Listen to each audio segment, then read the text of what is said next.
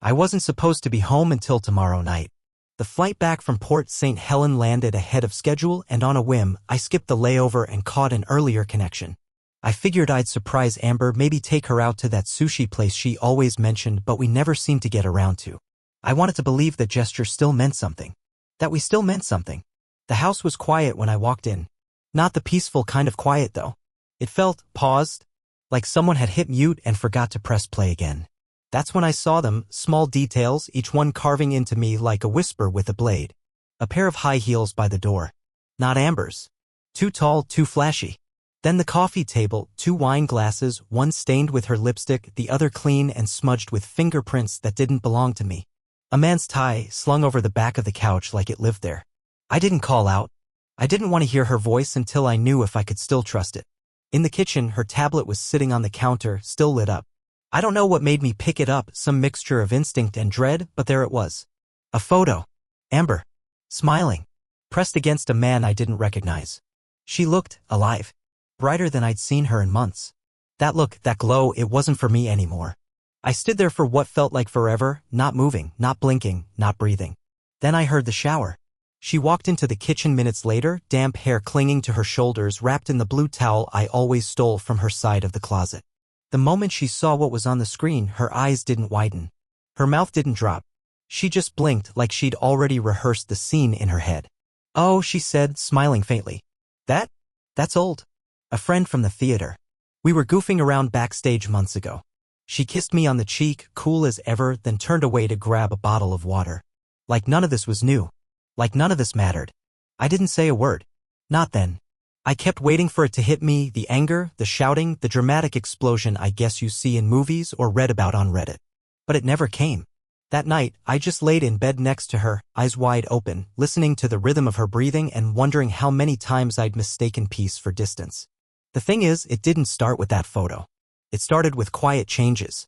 Things you'd barely notice unless you were paying attention, and maybe I wasn't, not at first. I think part of me didn't want to be. Amber had joined a local community theater group maybe 4 months back. At first, I thought it was a good thing. She'd been restless, always talking about feeling stuck in a rut, like she was losing pieces of herself in the routine of work, marriage, and bills. Theater, she said, helped her feel like someone again. I believed her. Hell, I encouraged her. But then the shifts began. She started dressing differently.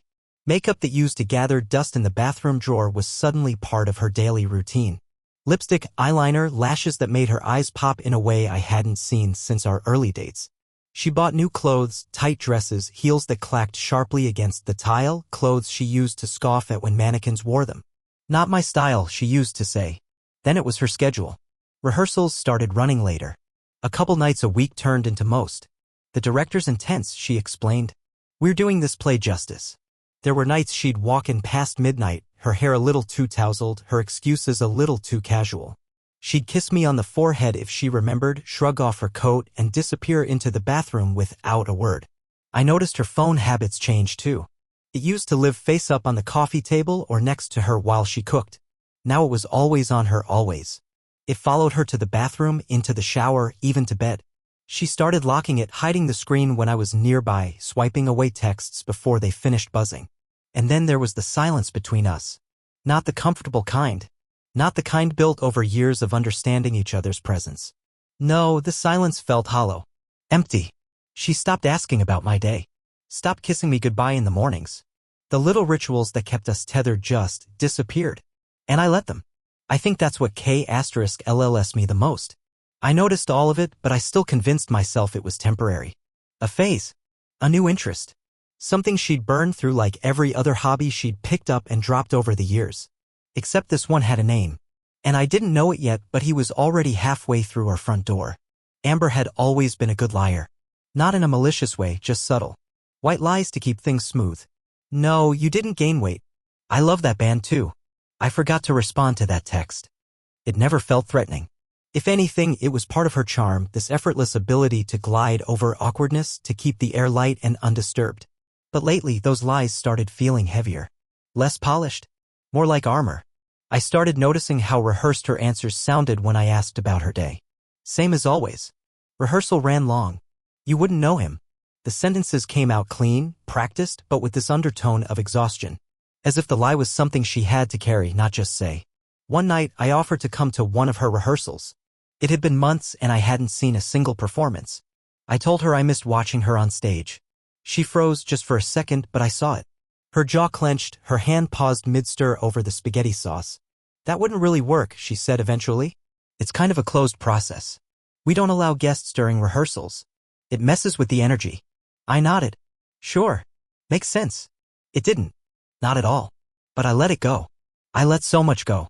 Like how she started turning her face away when I kissed her. How she stopped texting me back during the day, or how she'd scroll through her phone on the couch, smiling at messages she wouldn't let me see. There was this night, I remember it vividly, when we were sitting on opposite ends of the living room. The TV was on, something forgettable playing in the background. She was half laughing at her screen, completely checked out of the moment. I asked her what was funny. She looked up startled, almost like she'd forgotten I was there. Oh, she said. It's just a meme. One of the theater guys sent it. Inside joke. You wouldn't get it. That wasn't what she said. That was what she meant. I caught the slip, the subtle dig, you wouldn't get it. You don't belong in that part of my life. Not anymore. I don't know when exactly the shift happened, when we stopped being partners and started becoming two people orbiting the same kitchen and calling it marriage. But I felt it. In her body language. In her tone. In how the space between us wasn't just physical anymore, it was emotional, layered, widening with every passing day. I found myself thinking about the photo again. The way she looked in his arms. Not just happy. Not just flattered. Lit up. Reborn. She didn't look like someone sneaking around. She looked like someone finally being seen. And I started asking myself questions I wasn't ready to answer. When had I last made her laugh like that? When had she last looked at me the way she looked at him? Had she already said goodbye to me in her head and just not found the courage to say it out loud? I didn't have the answers. But the weight of the questions was enough to keep me up at night, lying beside her in the dark, watching the glow of her phone light up her face as she smiled at someone else. And I realized then it wasn't the photo that broke me. It was knowing she had already left me in every way that mattered. I don't know what I was hoping to find that night. Maybe nothing. Maybe just peace of mind. But when I pulled out my old laptop and logged into our cloud account, I knew I wasn't doing it for closure. I was doing it for confirmation. Years ago, I had set up a shared cloud backup system, photos, videos, documents, messages. We barely used it anymore, but it was still running quietly in the background, syncing devices, storing digital fingerprints of a life we were still pretending to live. Amber had no idea it was still active. I had forgotten too until that morning when I noticed her tablet was still connected. When I found the photo, that was the first breadcrumb. This was the rest of the trail. I clicked through the folders, heart pounding like it already knew what was waiting. Most of it was boring screensh * TS, old selfies, saved articles. But then I found a folder labeled Temp Rehearsal Clips. Harmless enough on the surface. But there was something off. Something deliberate about the name. Like someone naming a file, Taxes 2018, and hiding it in a folder called Work Stuff. Inside were videos. Dozens of them. None longer than a couple of minutes. My hands trembled as I clicked the first one. It was her. In the back seat of a car, hair curled, lips red, laughing softly at something just out of frame. Then a man's voice, low, warm, and far too an asterisk mate. He leaned into view for just a second. I didn't recognize him, but the way his arm draped around her shoulders didn't need translating. She leaned into him like it was second nature. The next video was more of the same. Different night. Different car. Same man. Same closeness. Her smile wasn't forced. It wasn't polite. It was real. That was the worst part. I hadn't seen the version of her in months. She didn't just look happy, she looked free. I closed the video and leaned back, staring at the ceiling. I could have stopped there. I should have. But I didn't. I went into the synced call logs next. Dozens of entries to the same number. Late night calls. Weekend mornings. Lunchtime conversations that coincided with her errands or costume fittings. I pulled out my phone, opened her contacts, and scrolled. There he was. Eli. She'd mentioned him once or twice in passing. Eli's directing this one. Eli wants us off book by next week. I hadn't thought much of it. It was a common enough name, and Amber had always been friendly with her theater people. I figured it was professional. But nothing about this was professional. I went through the timestamps. The pattern was too clean, too organized. Every call aligned with a night she'd come home late. Every message exchange fell into the same rhythm, mid-afternoon flurries, post-rehearsal check-ins, the occasional audio file where I could barely hear her whispering something soft and private. followed by his voice saying her name like it was a secret only he was allowed to know. The collapse wasn't loud. It didn't come with screaming or plates shattering against the wall. It came quietly. In my chest. In my jaw. In the pit of my stomach. A slow, cold unraveling. This wasn't a one-night mistake. It wasn't some heat-of-the-moment kiss she regretted and buried in guilt. This was structured. Repeated. In asterisk mate. Real. And it had been happening right under my nose. I sat there for over an hour just staring at the call logs, trying to decide what kind of man I was now. Was I the guy who confronted her with it all? Slammed the laptop shut, stormed into the bedroom, and demanded answers? Or was I the guy who said nothing, who let her keep lying just so I could keep pretending? I didn't recognize myself anymore. That was the scariest part. I'd always thought of myself as calm, rational, level-headed. The guy who could fix anything with enough time and effort. But nothing I did could fix this. There wasn't a version of the conversation that ended with, "I understand," or "let's move past it." I was living in a marriage that had already died. That night, Amber came home late again. I was sitting on the couch with the TV playing low in the background. She walked in like nothing was wrong, coat draped over her arm, makeup still perfect, her smile the same careful half-smile she'd been practicing for weeks. "Hey," she said casually. "Sorry I'm late. Rehearsal ran over. Eli's a perfectionist." I nodded, eyes still on the screen. "No problem." She kissed me on the cheek and headed to the kitchen, humming under her breath. I watched her move, graceful, unbothered, in control. Everything about her was measured. The way she poured her tea. The way she glanced at her phone with a slight smile. The way she curled her feet under her on the couch, completely at ease beside me. It was like watching a stranger perform an impression of my wife. And I played along. We didn't speak much that night. She asked about work. I gave short answers. She made a joke about the neighbor's Halloween decorations. I laughed politely. Then she excused herself to take a shower. I sat in the dark after she left the room, staring at her phone on the coffee table, still lit up with a message preview from Eli. I didn't open it. I didn't need to. For the next few days, I kept up the routine. I acted like nothing had changed. Like I didn't know. I kissed her goodbye in the mornings. Asked about rehearsal. Listened to her stories. I even laughed once or twice just to see if I could. I became her co-star in the play she didn't know I was watching. And that was the strange part, it started to feel like a performance. Everything. Every moment. Every touch, every word, every casual glance across the dinner table. She was so good at pretending. So good at making everything seem normal. But now I knew the lines. I'd read the script. I'd seen the alternate scenes. And I couldn't unsee them. I started dreaming about her voice. Not the way she used to say, "I love you," but the way she sounded in those audio clips. Soft, different. In asterisk mate in a way that made me feel like I was eavesdropping on someone else's relationship. I'd wake up cold, my chest tight, the echo of her laughter with Eli still ringing in my ears. I stopped sleeping. I stopped asking questions. I stopped hoping. And that's when I realized the truth that had been gnawing at me since I saw that first photo. She wasn't coming back. Not really. Not to me. She was still here, in body, in gesture, in routine, but her heart had already moved on. She had made her choice. And I was just now catching up to it. It's strange how quickly you can learn to live inside a lie, how silence becomes armor, how smiles turn into strategy. After I confirmed the truth about Amber and Eli, I expected something to break inside me. I thought I'd collapse, scream, maybe pack a bag and sleep in the car for a few nights. But I didn't do any of that. Instead, I slipped quietly into the rhythm of our marriage like nothing had changed. I started watching her more closely. Not obsessively, just observantly. Like a scientist waiting for results he already knew were coming. I studied her footsteps when she came home late. The sound of her heels across the tile told me everything, some nights heavy with guilt, others light with adrenaline. She was good at the act. Too good. She still kissed me on the cheek, still asked about my meetings, still filled the fridge with my favorite snacks like clockwork. You'd think we were happy. If you walked in off the street and watched us for 5 minutes, you'd swear we were in love. We even laughed sometimes. We held hands in public. We showed up to dinner parties and smiled for photos and thanked people for asking how we were doing. We were excellent liars. I don't think Amber knew I knew. Not then. She was so composed, so self-assured in her routine that it probably never crossed her mind that I'd caught on. Or maybe she did suspect, but she didn't care. Maybe she'd just gotten so comfortable with the double life that she stopped worrying about the consequences. There were moments when she'd look at me a little too long over her wine glass or linger in a hug before leaving for rehearsal, and I'd catch a flicker of something, remorse, maybe. or hesitation. But it always passed and she always left. She kept performing. And so did I. I started waking up before her, sitting at the kitchen table with my coffee, just watching the early morning light move across the walls. Those moments were the most honest part of my day, before the masks went on, before the roles resumed.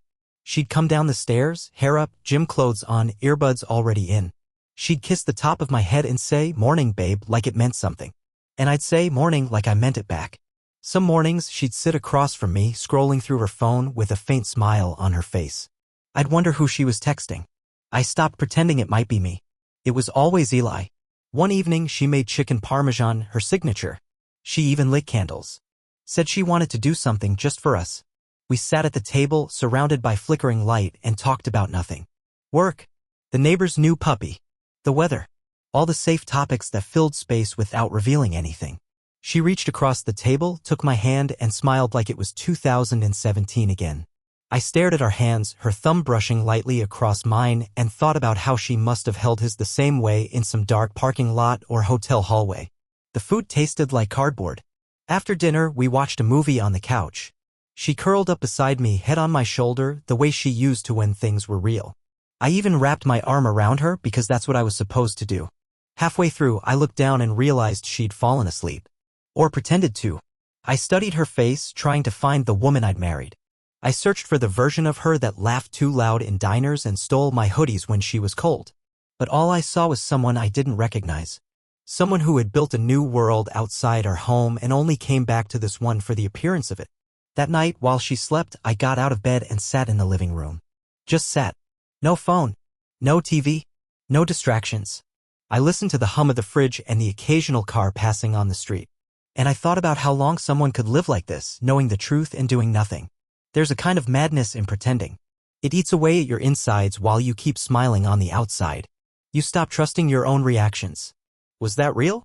Was she sincere? Did that laugh mean anything? Eventually, you stop asking. I went back through the evidence again. The videos. The messages. Not because I needed more proof, but because I needed to remind myself that I wasn't crazy. That what I felt was valid. That I wasn't making this up in my head. And every time, the conclusion was the same: she was gone. Not physically. Not yet. But emotionally, spiritually, in asterisk mately gone. What made it worse was how normal she made everything seem. She did the laundry. Folded my socks the way I liked. She asked if I wanted to invite my brother over for football. She laughed when I made dumb jokes about the newscaster's tie. She still wore the necklace I bought her on our anniversary. It was all so perfectly choreographed. We even had S*X once. It wasn't passionate or messy or meaningful. It was functional.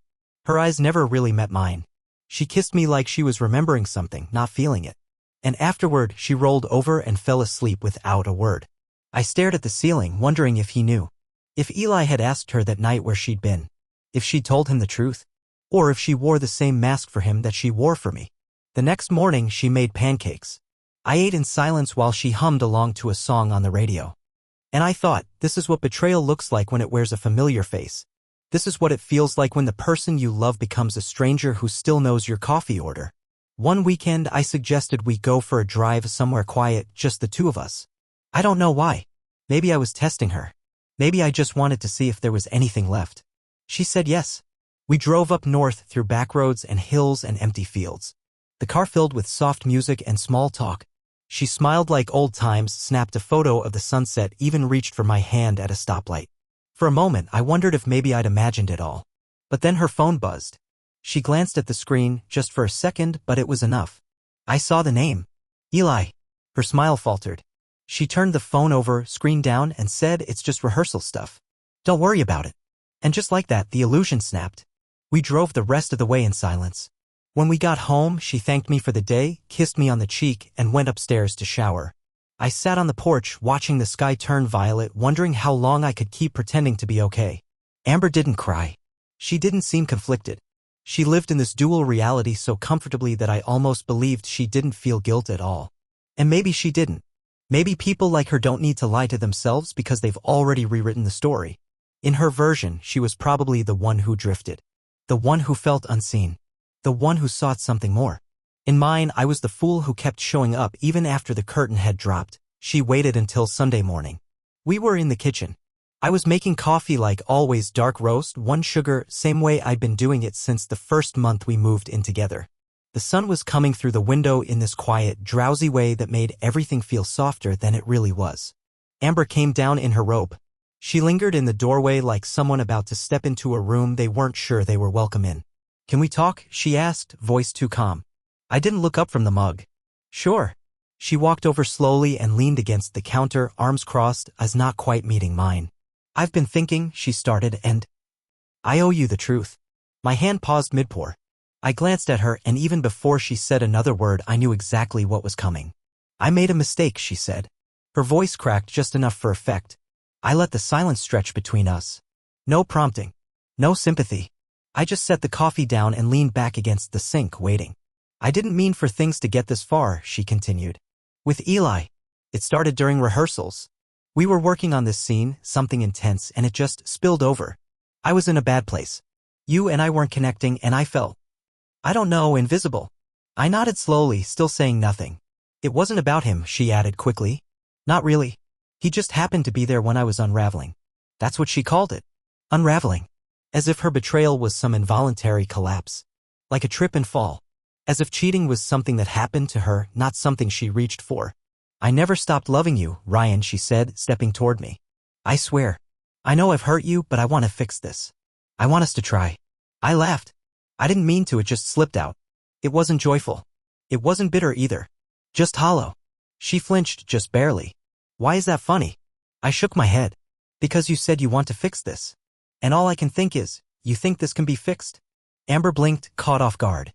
Maybe she expected tears. Anger. A dramatic meltdown. Something that would reassure her I still cared enough to be broken by her. But I didn't feel broken. I felt done. She reached for my hand and I pulled back without even thinking. That was the moment she knew. Her face fell. Her arms dropped to her sides. She looked smaller somehow, as if the weight of her own decisions had finally caught up with her. "I'm sorry, Ryan," she whispered. "I believe you," I said. "But it doesn't change anything." She looked at me like I'd just torn out the last page of a book she wasn't ready to finish. "You're not even going to try?" "I did," I said calmly. "For months I tried. While you were sneaking around. While you lied to my face. While you came home smelling like hotel shampoo and said it was from prop storage. I was already trying." Tears filled her eyes. "I didn't know you knew." "I know everything," I said. "I've known for weeks." She opened her mouth to say something, then closed it again. She sat down at the table, shoulders slumped, as if her own admission had drained whatever was left of her. I stood there, letting the silence speak for both of us. She started crying quietly. Not the hysterical sobs you see in dramas. Just small, steady tears. The kind that make you think the grief might be real. And maybe it was. But not for what she'd done. For what she'd lost. "You must hate me," she said. "I don't," I answered honestly. "I don't feel anything." It was true. That numbness wasn't just a mask. I wasn't angry anymore. I wasn't sad. Whatever I had felt had already been bled out by the slow weeks of pretending, of observing, of waiting. She looked at me then. Really looked. And I think she finally saw what I'd become, not a man scorned, but a man emptied out. "I don't know who I am without you," she said quietly. I nodded. "You'll find out." We didn't say much after that.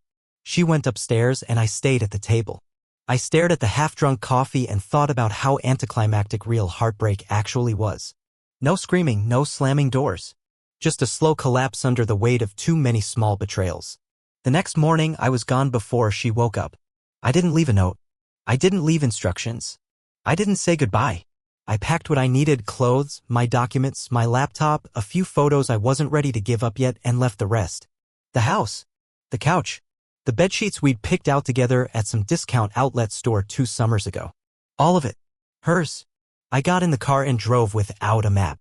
Just picked a direction and let the road unfold in front of me. I didn't cry.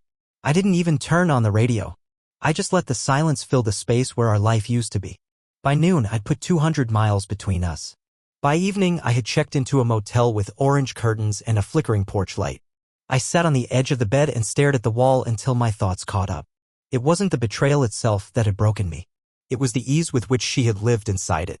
Amber had made a choice. Not once, not impulsively, but again and again. She had chosen him. Chosen the lie. Chosen the version of herself that could smile across the table from me and still sleep in someone else's arms the night before. And I'd chosen silence. That was the hardest part to swallow. That I had played along for so long. That I had smiled. That I had kissed her cheek. That I had asked how her day was, knowing full well where she'd been. I couldn't hate her for what she did. But I couldn't forgive myself for what I allowed. In the morning I made a list. A plan. A path forward. I would find a new city. A small place. Somewhere I could disappear without explanation. I would file for divorce.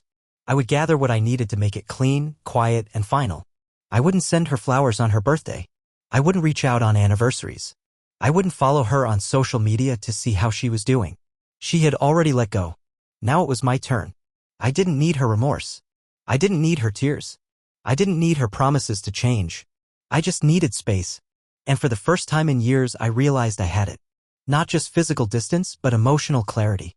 The weight of it all, the lies, the pretending, the nights spent wondering, had finally lifted. I was alone now. But I wasn't lost. I was free. I settled in a town called Plymouth. Population small enough to vanish, quiet enough to breathe. I rented a modest studio above a hardware store, the kind of place where no one asked why you were there or where you came from. That was exactly what I needed. The first morning I woke up to nothing but wind in the trees and the buzz of a distant lawnmower. I felt something I hadn't in months. Peace. I filed for divorce 2 weeks later. I gathered everything: photos, messages, call logs. The lawyer didn't ask many questions. He didn't have to. I had proof and I had resolve. The documents were delivered to Amber's rehearsal space, signed for by someone named Mia. I imagined Amber reading them backstage, surrounded by costumes and the scent of stage makeup. She texted, called, emailed, said it was a mistake, said I was being cruel, said she still loved me. I never responded. Not once. She made her decision long before I made mine. I didn't want revenge. I didn't want closure from her. I just wanted distance. And in the silence that followed, I finally found it. One of Amber's friends reached out months later. She admitted she knew. Said she hadn't wanted to get involved. I thanked her. Not out of kindness, but because by then I'd stopped expecting honesty from anyone linked to that old life. It was like watching the credits roll on a movie I never wanted to.